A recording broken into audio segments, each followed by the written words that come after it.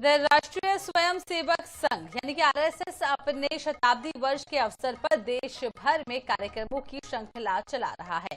इसी क्रम में ग्वालियर में संघ स्थापक डॉक्टर केशव बलिराम हेडगेवार के जीवन और योगदान पर आधारित एक महानाट्य का भी आयोजन हो रहा है। कार्यक्रम को मध्य प्रदेश संस्कृति विभाग का सहयोग प्राप्त है। हालांकि इस आयोजन में सरकारी भागीदारी और फंडिंग को लेकर कांग्रेस ने कई सवाल खड़े किए हैं, जबकि आयोजक इसे एक सांस्कृतिक और ऐतिहासिक प्रस्तुति बता रहे हैं। आखिर क्या है पूरा मामला, देखिए रिपोर्ट।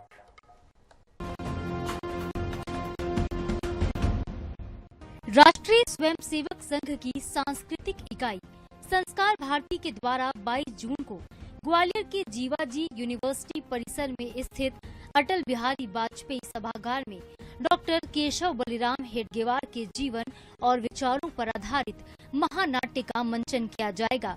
आयोजकों का कहना है कि इस नाट्य प्रस्तुति के माध्यम से डॉक्टर हेडगेवार के राष्ट्र निर्माण में योगदान को नई पीढ़ी तक पहुंचाने का प्रयास किया जाएगा। आयोजन को करने का उद्देश्य यही है कि समाज के विभिन्न वर्गों का युवा, ये सारे लोग आकर हमारे जो डॉक्टर हेडगेवार जी जिन्होंने संघ की स्थापना की, आज हम शताब्दी वर्ष मना रहे हैं, तो उनके जीवन से प्रेरणा ले सके। उनका पूरा जीवन एक प्रेरणास्पद है, तो उस पूरे उनके जीवन पर आधारित ये पूरा महानाट्य है। युग प्रवर्तक डॉक्टर हेडगेवार शीर्षक ये पूरा नाटक है। लगभग 45 सदस्यीय कलाकारों की टीम है जो नागपुर की संस्था है नाद ब्रह्म। ये पूरे नाटक के ये उसी संस्था के थ्रू ये पूरा नाटक हो रहा है। संस्कार भारती के पदाधिकारियों के अनुसार भविष्य में स्वतंत्रता सेनानी वीर सावरकर के जीवन और कार्यों पर भी इसी प्रकार के सांस्कृतिक कार्यक्रम आयोजित किए जाएंगे।